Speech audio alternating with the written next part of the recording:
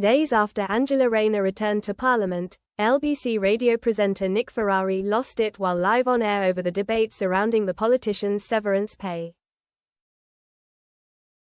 The 46-year-old politician quit as Deputy Prime Minister and Housing Secretary back in September 2025 after admitting she had underpaid tax on her £800,000 flat in Hove. Last Monday, July 20, she returned to the government as the new Housing Secretary following Andy Burnham's appointment as the new Labour leader. But within her first week back in the job, Ms. Rayner has already sparked controversy online after she refused to give back a £16,876 payout she pocketed after quitting a tax scandal.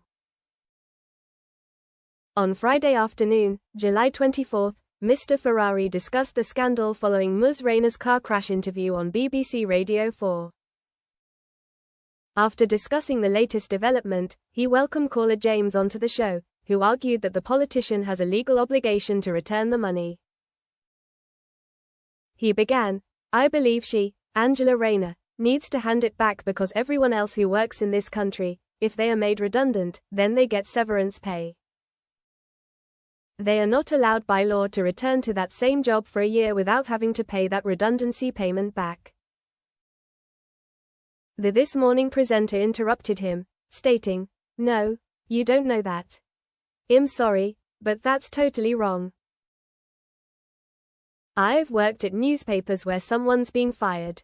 New management will come in and that person has been rehired again within 6 months." The caller then argued that the presenter had his facts wrong because his daughter is an HR director. He fumed, "I asked my daughter, who's an HR director, if that was the case. That's the law." "You're wrong." Deciding to cut the debate over the legality behind the severance pay short, Mr. Ferrari argued that Ms. Rayner's return is a slightly different situation to traditional office jobs. The broadcaster added, "I think the circumstances surrounding the Deputy Prime Minister might be slightly different to being, for want of a better expression, in a normal organisation. The woman has done nothing wrong." Caller James snapped, "Why is she different? She is employed like everyone else," to which the presenter explained, "Because, I imagine, of the contract that she signed." It was at this point that the host decided to play along with his claim for a moment. He went on, "You're telling me Shush has broken the law by not returning the £17,000?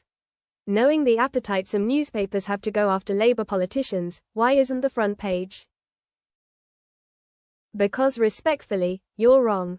It was at this point that the caller refused to admit that he could be wrong, prompting the presenter to move on to the next caller. It didn't take long before viewers flocked to X, formerly known as Twitter, to share their thoughts on the topic online. One user penned, "Legally, no, she doesn't have to pay it back, but morally, probably should," while another added, "Kinda like being made redundant then taking a new job elsewhere immediately. Would you give back the redundancy pay? Of course not FFS." Meanwhile, a third added, "Whether or not she has to repay it, doubtful IMO. I think voters really hate this revolving door for cabinet ministers. If you get sacked, you should stay sacked, not just keep your head down for a while."